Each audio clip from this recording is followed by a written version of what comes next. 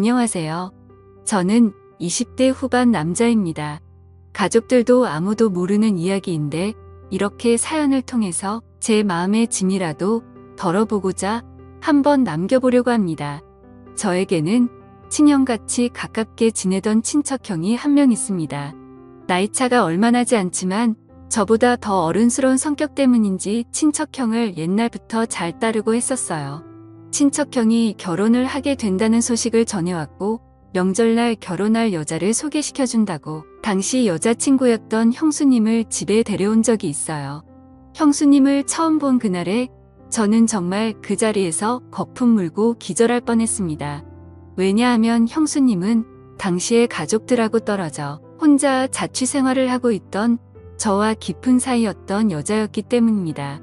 결혼할 애인이 있다는 건 알았지만 그게 다른 사람도 아니고 바로 저의 친척형이라고는 정말 꿈에도 생각해 본 적 없었거든요. 형수님도 저를 보고 많이 당황했습니다.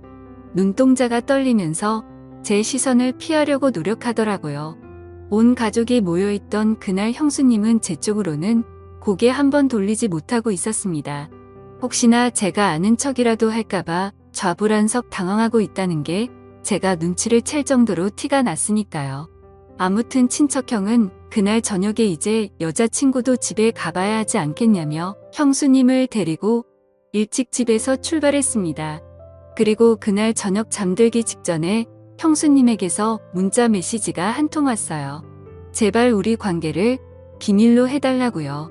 저도 친척형의 행복을 바라는 사람이고 괜히 가족들 사이에서 시끄럽게 일 만들기 싫다고 그렇게 하겠다고 약속을 했습니다. 형수님하고 제가 만나게 된 건 제가 자취생활을 하면서 대학교 졸업을 준비하던 당시였습니다. 원래는 타지에서 고생하는데 집이라도 좀 괜찮은 곳에서 사는 게 좋지 않겠냐고 해서 부모님이 조금 지원을 해주셔서 투룸 빌라를 월세로 빌려서 살고 있었는데 졸업반이 되니까 공부한다고 어디 놀러 다니기도 뭐하더라고요. 일단 졸업부터 하고 나서 신나게 놀 생각이었는데 대학교를 졸업해버리면 부모님 지원도 끊어질 것 같아서 부모님 몰래 살던 투룸 빌라를 떠나 작은 원룸촌으로 이사를 했습니다. 월세가 차이가 있기 때문에 그 돈을 모아서 졸업 후에 놀러 다닐 때 쓸 계획이었어요. 그 원룸촌이 학교 근처에 있는 게 아니라 지하철역 근처에 있던 곳이었는데 그러다 보니 대학생뿐만 아니라 혼자서 자취하는 직장인들도 많이 사는 그런 곳이었습니다.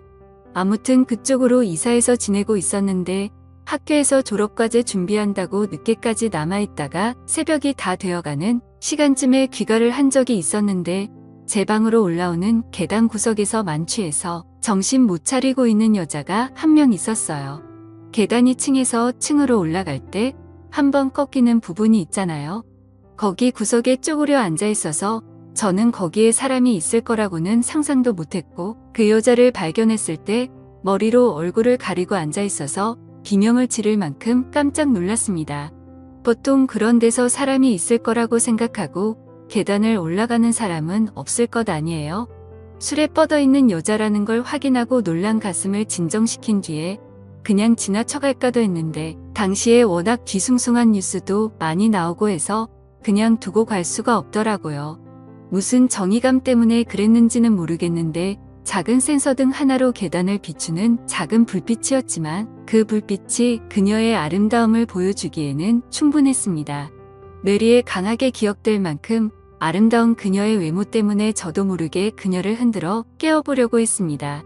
술을 얼마나 마신 건지 아무리 흔들어 깨워도 일어나지 않길래 포기하고 두고 갈까도 했는데 눈을 감고 있는 모습이 잠자는 숲속의 공주가 이런 느낌이지 않을까 하는 생각이 들 정도로 예뻐서 자리를 떠날 수가 없었습니다.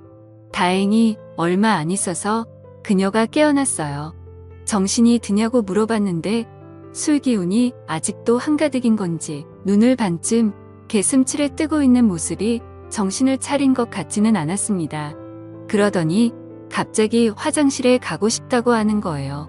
그녀에게 몇 호에 사느냐고 물어봤는데 알려주지를 않아서 계단에다가 실수를 하게 만드는 것보다는 낫겠지 싶어서 그녀를 부축해서 제 방으로 들어갔습니다. 한참이 지났는데도 물 내리는 소리도 들리지 않고 화장실 문 너머 안쪽은 쥐 죽은 듯이 조용하더라고요. 무슨 일이 있나 걱정이 되어서 조심조심 문을 열어서 안쪽을 살펴봤는데 다행히 별일은 아니었고 화장실을 가고 싶다던 그녀는 그냥 화장실에서 다시 잠에 들어 있었습니다. 원룸인데 화장실이 커봐야 얼마나 크겠어요. 그 좁아터진 화장실에 낑겨 있는 것처럼 옹색하게 잠든 모습을 보니 잠이라도 편하게 재워야겠다는 생각에 다시 그녀를 들쳐 업고 나와서 그녀를 제 침대에 눕혔습니다.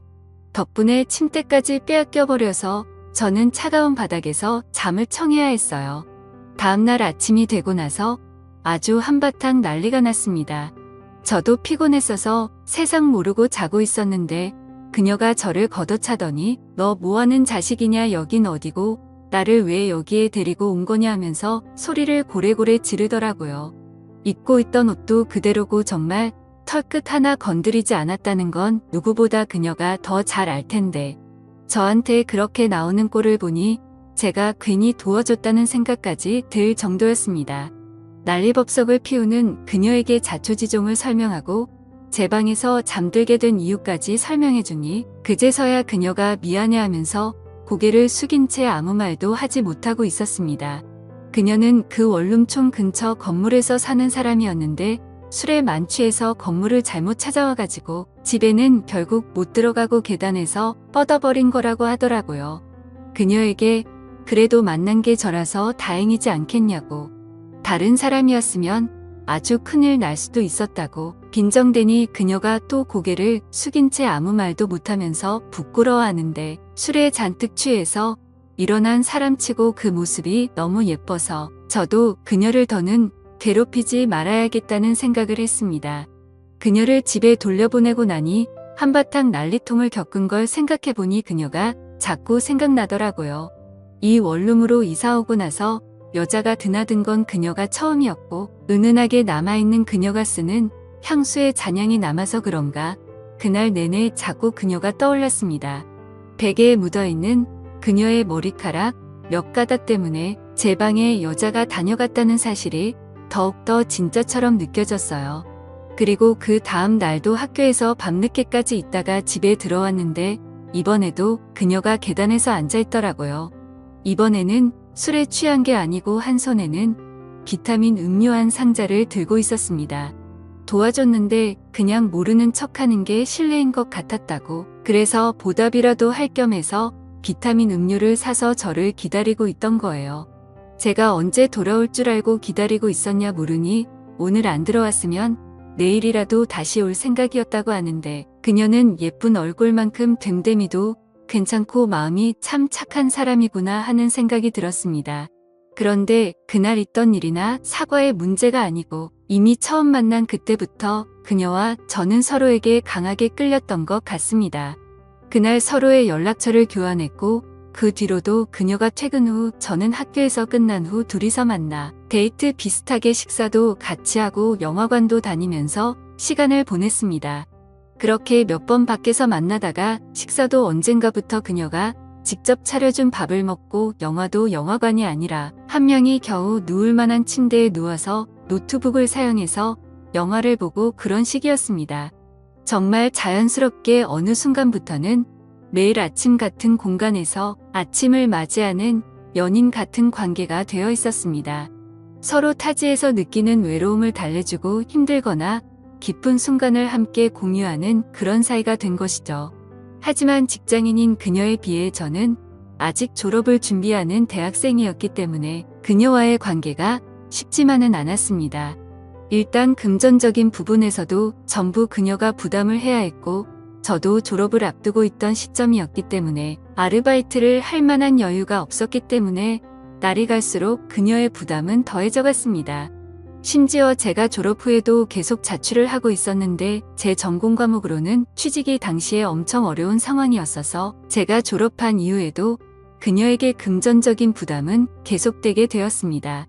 그녀도 사실 타지에서 올라와서 돈 아끼며 모을 생각으로 이 좁아터진 원룸 생활을 하고 있던 것이었기 때문에 그녀에게도 저와의 관계가 쉽지만은 않았을 겁니다. 그녀와 저는 정말 첫눈에 강하게 끌려 불같이 사랑했지만 그때 당시의 현실의 벽을 이겨낼 방법은 전혀 보이질 않았고 결국 자격지심에 찌든 저와 현실의 벽에 부딪힌 그녀는 서로가 행복하게 잘 지냈으면 좋겠다는 합의와의 이별을 하게 되었습니다. 마침 그녀에게 좋은 관계로 만나는 사람이 생길 것 같다고 이제 우리는 여기서 그만하는 게 어떠냐고 하는 말에 저는 질투심 때문인지 그녀에게 아무한테나 그렇게 마음 막 쉽게 주는 여자였냐고 심한 말을 하면서 마지막은 좋지 못하게 헤어지게 되었습니다. 그래도 같은 원룸촌에 살아서 그런지 마주치기 싫어도 마주치는 날이 생기더라고요. 밤늦게 집에 들어가는데 그녀가 어떤 남자와 나란히 서서 걸어가는 모습을 보고 저도 그녀를 놓아주기로 생각했고 이 원룸촌에서 지내는 것보다 본가로 돌아가는 게 낫지 않겠냐 하는 생각이 들어 원룸 생활도 정리하고 고향으로 돌아왔습니다. 그리고 그때 그녀와 같이 걷고 있던 그 남자가 제 친척형이었다는 사실은 당연히 알 턱이 없었죠.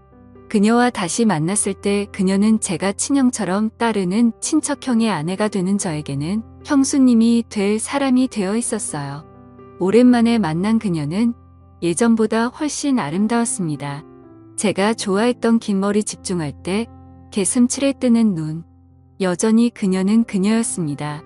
친척형과의 결혼식장에서 세상에서 가장 아름다운 그녀를 눈앞에 마주했을 때 그때부터 저는 가족 모임에 일절 참석하지 않게 되었습니다.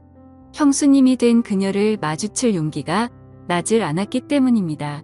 그렇게 몇 년의 시간이 흐른 뒤 저도 결국 원하던 직장에 취직하게 되었고 다시 원룸 생활을 시작하게 되었습니다. 그리고 그녀를 처음 만난 그때처럼 형수님을 제가 사는 원룸 계단 앞에서 다시 만나게 되었습니다. 그때처럼 술에 취한 채 형수님은 제가 혼자 살던 그 집 앞에서 저를 기다리고 있더군요. 형수님이 저를 찾아온 이유가 궁금했지만 저는 아직도 질투심에 사로잡혀 있었습니다. 가정이 있으신 분이 여기까지는 웬일이냐며 빈정대고 그녀를 무시했죠. 형수님은 제 말이 끝나자마자 눈물을 글썽이면서 자기한테 이러지 말라고 울기 시작하더라고요. 형수님은 저와 그렇게 헤어지고 나서 저를 잊은 적이 없다고. 이제 와서 생각해보니 제 친척형에게 끌린 것도 어딘가 묘하게 저와 닮아있는 모습 때문이었던 것 같다고 말하며 결혼 전부터 결혼 후에도 저를 잊은 적이 없다고 하더라고요. 친척형이 제 대신이 될 거라 믿었지만 제 친척형은 친척형일 뿐 제가 아닌 걸 알았다고요. 저는 형수님에게 나도 형수님도 그대로지만 가장 크게 달라진 게 있지 않느냐. 이러면 안 되는 거 우리 서로 알고 있는데 이러지 말자고 한마디 했어요. 친척형이 알면 안 되지 않냐고 물으니 친척형이 현재 출장 중이라는 소식을 말해왔고 형수님도 저를 용기 내서 찾아온 거라고 말하더라고요. 그 말을 들으니 저도 더 이상 참을 수가 없었고 사고를 치고야 말았습니다. 그날 이후로 저희는 몰래 만나고 있는 중입니다. 친척형의 업무 특성상 출장이 잦기 때문에 형수님은 형님이 출장 갈 때마다 길어도 2달에 한 번씩은 저희 집에서 머무르면서 연인처럼 시간을 보내고 있는 거죠. 언제까지 이런 만남을 이어갈 수 있을 거라는 생각은 들지 않아요. 어디에도 말할 수 없는 사이란 것도 알고 있고요. 하지만 시간이 허락하는 한 상황이 허락하는 한 오랫동안 저를 마음에 품어온 그녀와 그녀를 오랫동안 마음속에 품어온 제가 서로의 마음을 확인하는 이 관계를 유지할 생각입니다. 언제가 될지는 모르지만 나중에는 가족들에게도 이 사실을 알려야 할 시간이 올 수도 있지 않을까 걱정도 되네요. 지금까지 제 사연을 읽어주셔서 감사합니다.